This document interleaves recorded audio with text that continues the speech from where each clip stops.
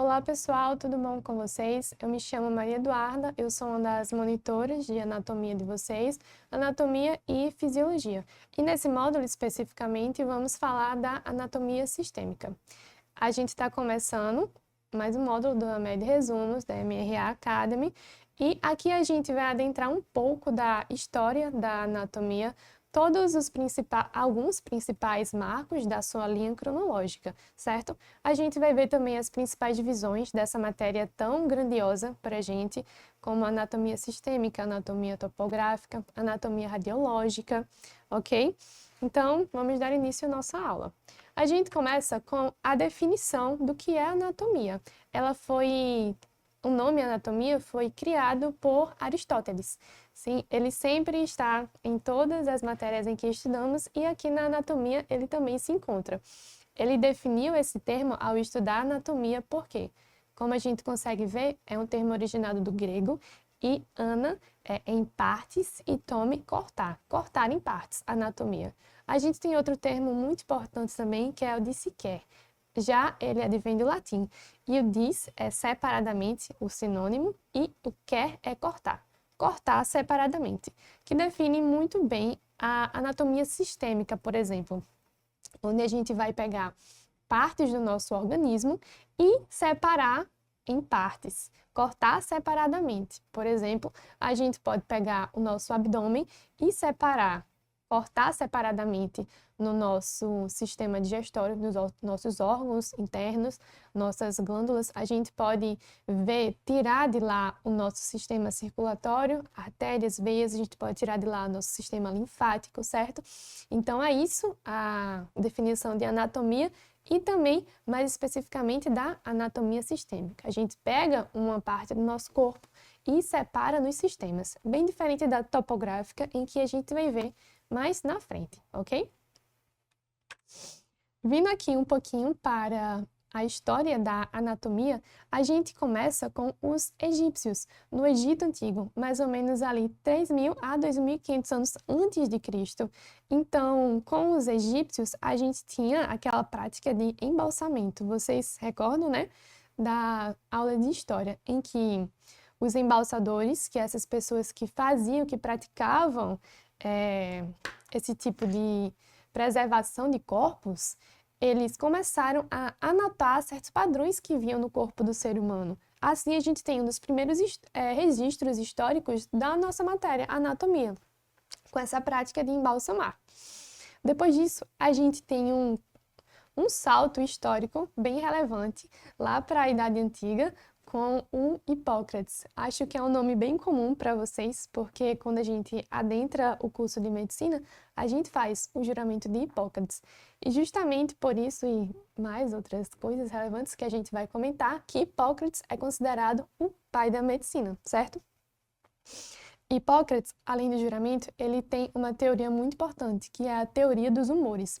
A teoria dos humores, acredito que vocês já tenham ouvido falar, é uma teoria que ele se embasou através do estudo dos nossos sistemas. Por exemplo, a gente tem 4 humores nessa teoria. Temos a bile negra, a bile amarela, a gente tem a fleuma e temos também o sangue.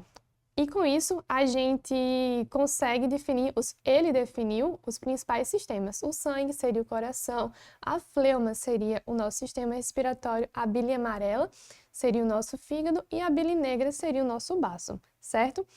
E ele definiu seu estudo da anatomia, se embasando nesses humores. E ele chegou à conclusão de que se houvesse desregulação dentre esses 4 humores, a gente tinha uma doença, a gente tinha uma patologia, uma desregulação. Mas, para ele conseguir estudar tudo isso, ele teve que quebrar um paradigma muito importante na sociedade da época. E uma das coisas que eleva ele como o pai da medicina é justamente isso. Ele lutou contra a ideia de que se tinha na antiguidade de que doenças de que patologias do corpo eram associadas a pecados, a punições dos deuses. Então, se uma pessoa tinha alguma doença na época, ela era uma escória da sociedade, ela era afastada da sociedade porque ela é considerada um pecador, uma pessoa que recebeu uma punição dos deuses, ok? A gente tem um exemplo bastante comum, que é a lepra, antigamente, em que se uma pessoa tinha, era bem visível que ela tinha, né, as manchas, como a gente sabe, e essa pessoa era isolada da sociedade, ela era considerada um pecador. Então, Hipócrates lutou justamente para isso, para quebrar esse paradigma. Ele foi bem insistente em defender que a anatomia devia ser estudada, o corpo humano devia ser estudado para a gente, assim, conseguir entender e combater essas doenças, ok? Depois de Hipócrates, a gente tem Aristóteles. Ele nasce um pouquinho depois de Hipócrates, mas ele começa a ter outra visão da anatomia, em que ele começou a estudar a anatomia comparada, a anatomia de outras espécies. E a partir disso, de estudar outras espécies, ele trazia as suas ideias para o corpo humano, ok? Ele foi importante por isso, por estudar anatomia comparada.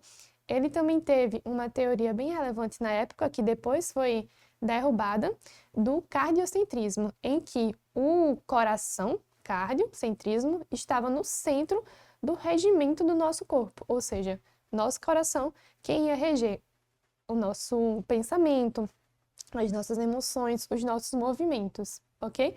Que, obviamente, essa teoria foi, como eu disse, botada por água abaixo. Aí, o próximo marco importante é Herófilo. Herófilo, ele foi um estudioso que nasceu na Alexandria. E a Alexandria, nessa época, ela era liberal em termos intelectuais. Ela permitia a dissecação de cadáveres, o estudo da anatomia. Coisa em que, na época de Hipócrates e na época de Aristóteles, não era permitido.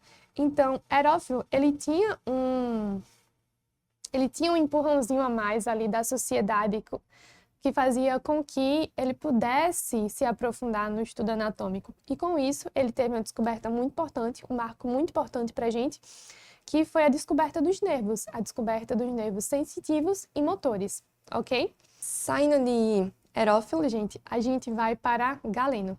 Galeno, ele tem várias polêmicas que o envolvem, que a gente entende melhor depois. Depois que eu falo é com a linha histórica. Galeno, ele era, como eu tinha falado, ele era um médico e ele instituiu um método de ensino de medicina. Ele escreveu muitos livros, ele estudou muito o corpo humano e também através da anatomia comparada, principalmente de porcos. A gente tem que ele é um marco muito importante para a medicina, mas que todas as suas teorias foram derrubadas, a maioria das suas teorias foram derrubadas pelo pai da anatomia moderna, que a gente vai ver mais um pouquinho adiante. Resumindo, Galeno, ele estudou o corpo humano através de anatomia comparada, descobriu muitas coisas relevantes e outras coisas que foram totalmente botadas terra abaixo mais posteriormente.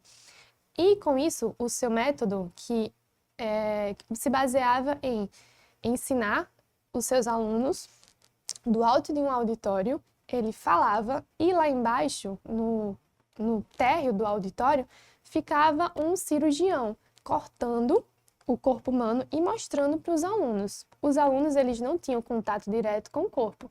E o professor, que sabia mais, ficava lá no topo apenas comentando.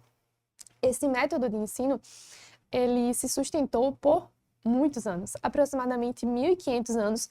Todos os ensinamentos, todas as descobertas, todos os dogmas de Galeno foram supremos na medicina, certo? Então, a gente hoje fala que essa época foi a época obscura da medicina, em que a gente baseava o nosso corpo humano pelas descobertas de Galeno, que foram feitas através de comparação com a anatomia de outros animais, certo? Aí, a gente dá outro salto relevante para a nossa história da anatomia. Galeno, ele estava inserido mais ou menos no século IV. A gente dá um salto agora para o Renascimento, onde a luz chega nas trevas e, justamente, a luz da ciência vai chegar na anatomia. Como eu tinha falado, A época de Galeno foi considerada uma época obscura da anatomia.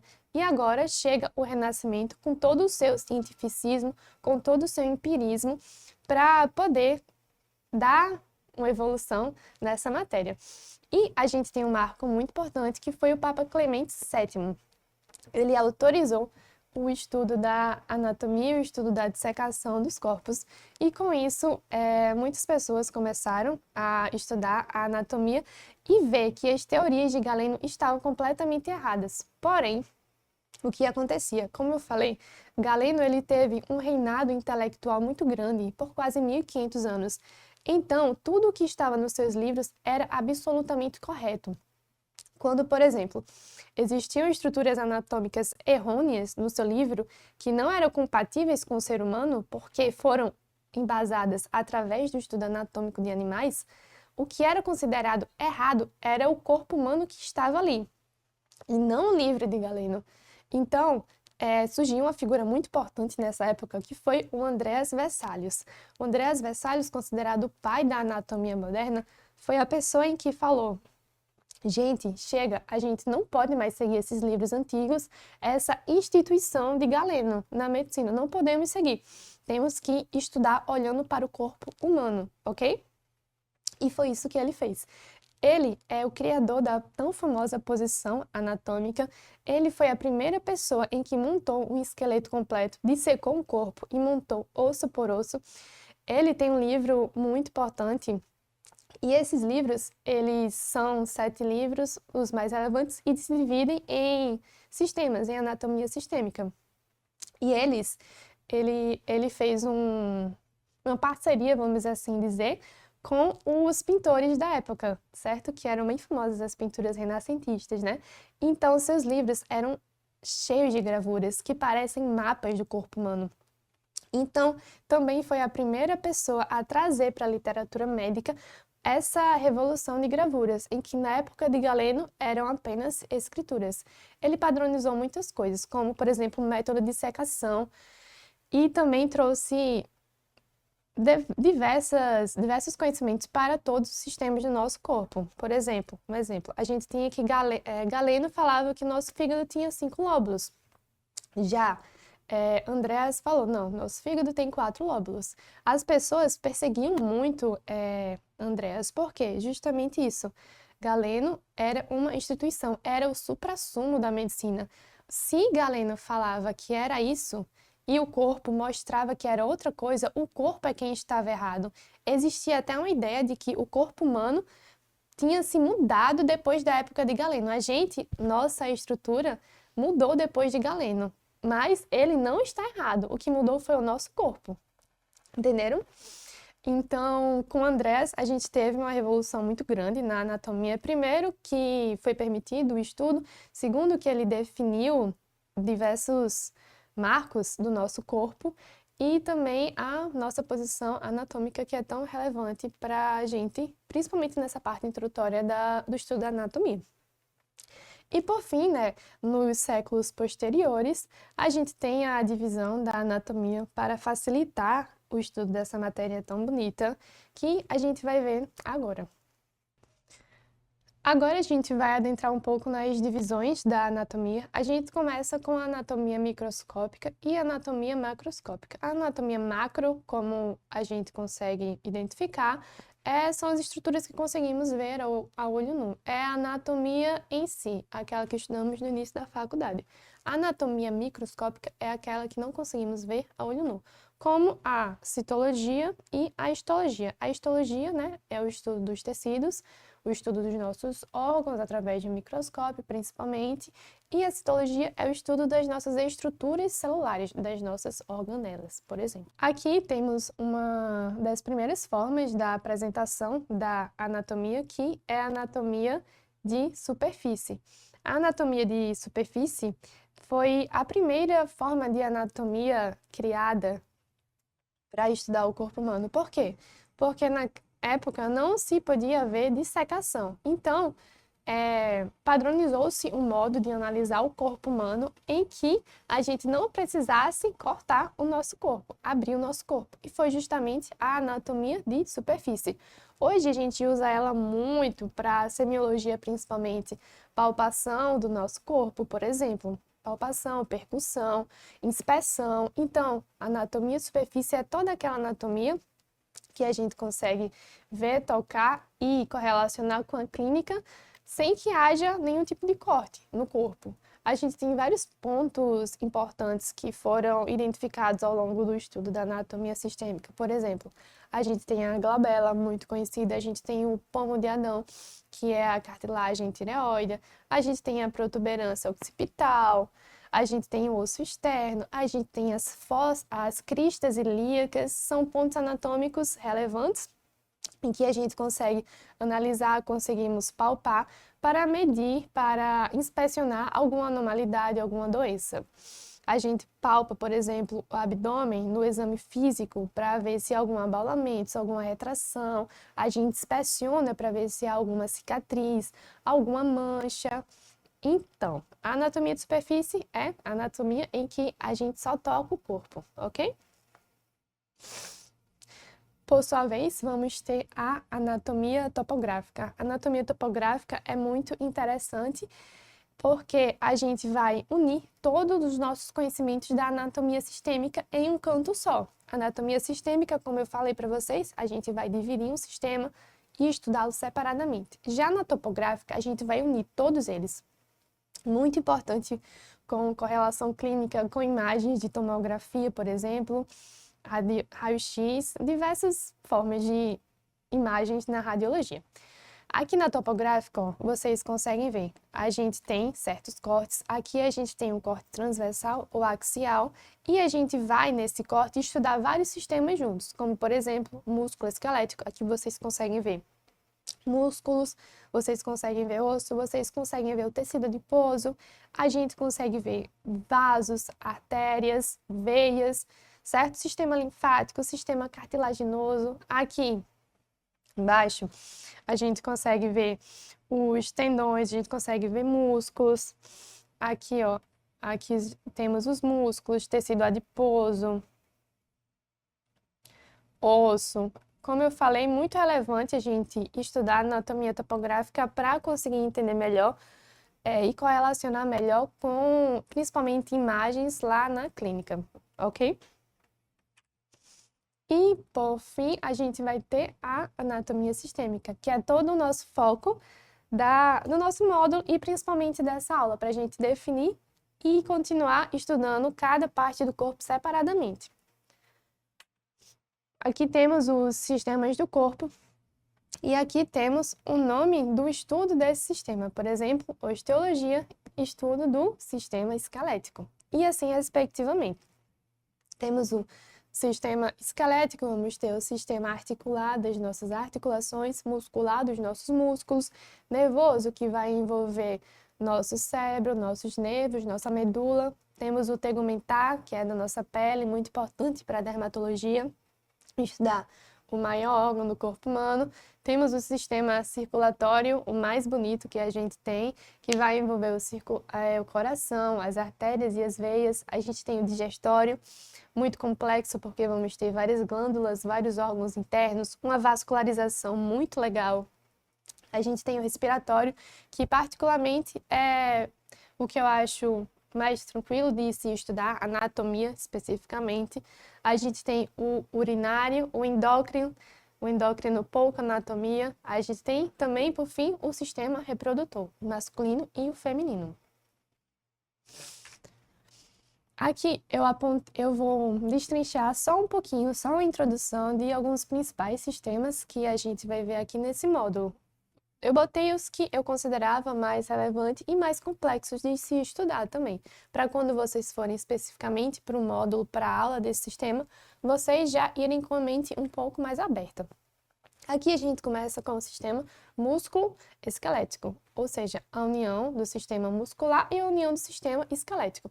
Aqui a gente tem vários componentes, a gente vai estudar o osso, a estrutura óssea, a gente estuda suas cartilagens, ligamentos, articulações.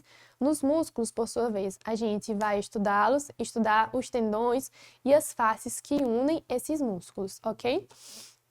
Aqui é muito relevante porque é um sistema bem complexo e ele precisa ser estudado em união para a gente conseguir entender os movimentos, qual articulação realiza esse movimento, qual músculo que permite a flexão do braço, por exemplo, quais são os tendões, ligamentos, enfim, a gente tem que, quando estudar esse assunto, tentar unir todas essas estruturas e transformá-las em uma só, com a finalidade de entender qual movimento certos músculos, certos tendões e articulações vão permitir, ok? Temos agora o sistema nervoso. Sistema nervoso também muito bonito.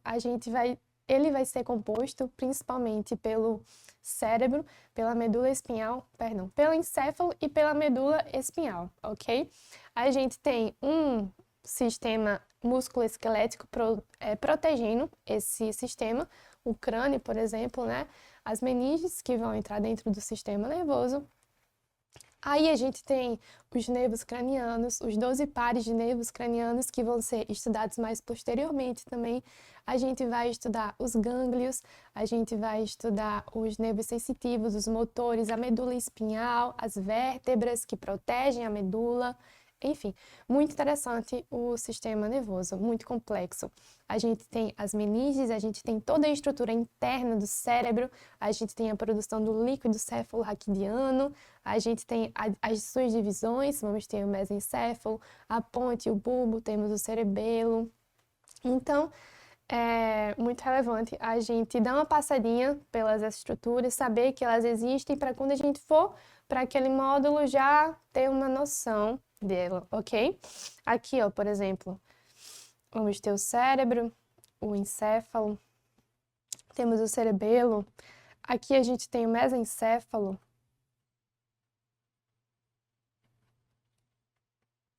aqui a gente tem a ponte, ela parece literalmente uma pontezinha em que a gente tem uma protuberância para cima, para face anterior, no caso, não para cima.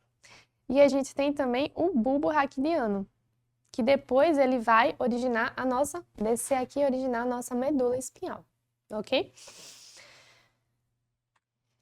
Sistema circulatório, particularmente, é o mais bonito para mim, o mais complexo. Do coração, da nossa aorta, vão se originar centenas de artérias que vão suprir as nossas células com oxigênio. Depois disso, a gente vai ter que as nossas veias vão pegar esse sangue venoso, sangue repleto de sujeiras, depois a gente vai ver melhor de excretas metabólicas e vai trazer de volta para o nosso coração para ser oxigenado, para ser filtrado posteriormente, ok?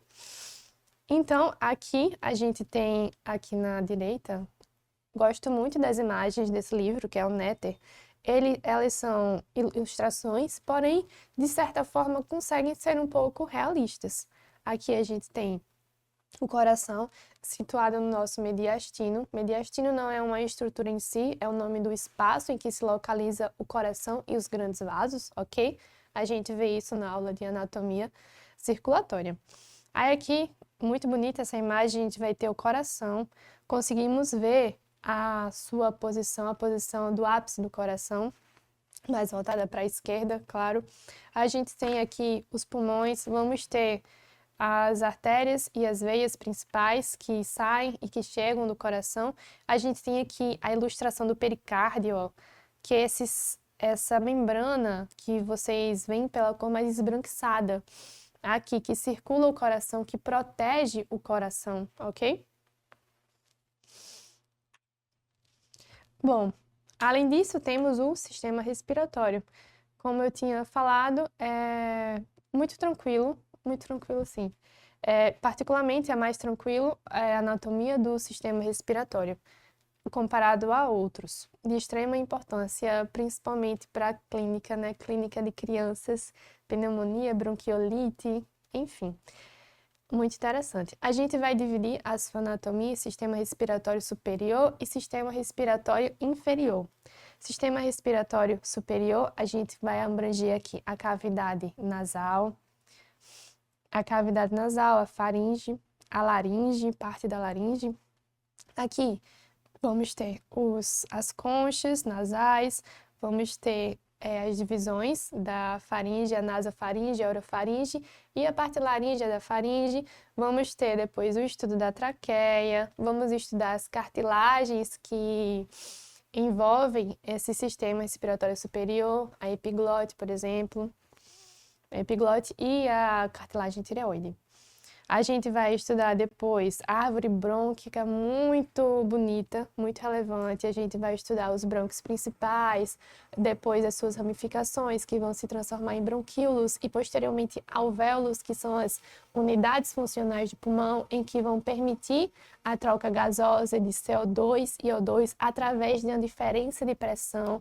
Então, é de extrema relevância que a gente, primeiro, entenda a anatomia, a estrutura do que a gente está vendo do sistema que vamos estudar, para depois a gente compreender a sua fisiologia. Temos o sistema digestório, que também é muito importante de se estudar detalhadamente, porque dentro dele a gente tem diversas glândulas e diversos órgãos de extrema necessidade para o funcionamento ideal do nosso corpo. A gente tem o fígado, como vocês podem ver aqui, e nele, pertinho dele, a gente vai ter a vesícula biliar. Antes dele, começando o tubo digestório, a gente vai ter o esôfago. Após ele, a gente vai ter o estômago. Muito importante a gente estudar, por exemplo, os esfíncteres do esôfago. A gente tem o principal como sendo o esfíncter esofágico inferior. Ele está aqui, ó. Temos o esôfago aqui e o estômago aqui. O esfíncter do esôfago vai estar mais ou menos aqui, onde vocês conseguem ver no slide, onde eu estou botando a setinha. E esse esfíncter, ele é responsável por não deixar a comida voltar para o nosso esôfago, através do estômago, certo? E se ele volta, se há um relaxamento desse esôfago, a gente pode ter erosões do nosso esôfago, porque justamente aqui no estômago temos o HCl, a secreção gástrica, o ácido clorídrico. Esse ácido, se esse esfíncter está sem funcionalidade adequada, ele vai voltar, fazendo com que a pessoa, o paciente, possa ter casos de esofagite, por exemplo, de erosão no esôfago, ou a doença do refluxo gastroesofágico. Então, a gente estuda anatomia para depois, quando a gente for estudar casos clínicos, quando a gente for estudar a fisiopatologia de certas doenças, a gente vai pensar, por isso que eu tive que estudar tão detalhadamente para entender a complexidade daquela doença e por que que ela acontece. Então, a importância de estudar anatomia e fisiologia bem detalhada durante o ciclo básico é justamente essa, para quando a gente chegar naquela doença, a gente já sabe a base daquilo, só vamos entender a disfunção que acontece ali, que acomete o paciente, ok? Continuando o sistema digestório, a gente vai ter depois do estômago o duodeno, que já adentra no intestino delgado. O duodeno a gente vai ter o jejum, depois o ilho, depois a gente vai ter o intestino grosso, que é dividido em colo ascendente, transversal, descendente e sigmoide. Depois disso, a gente já vai ter o reto. A gente estuda no reto os seus esfíncteres, o canal, ok? Então, gente, a gente estuda, a gente vai ver aqui o último sistema, vimos o último sistema, que é o digestório, justamente, e espero que vocês tenham gostado dessa aula e entendido a importância de estudarmos separadamente a anatomia topográfica e sistema, por exemplo, e depois a gente une elas e começa a estudar como uma coisa só. Espero que vocês tenham entendido todas as suas divisões e compreendido a história da anatomia, a sua importância, como várias pessoas lutaram para estudar o que conseguimos abertamente hoje e entender a relevância de continuarmos estudando essa matéria, de continuar aprimorando e detalhando cada vez mais. Aqui eu trouxe apenas algumas referências, principalmente dos livros que eu usei, que eu indico muito para vocês, que é o Netter e o Atlas de Anatomia Sistêmica. Até a próxima aula!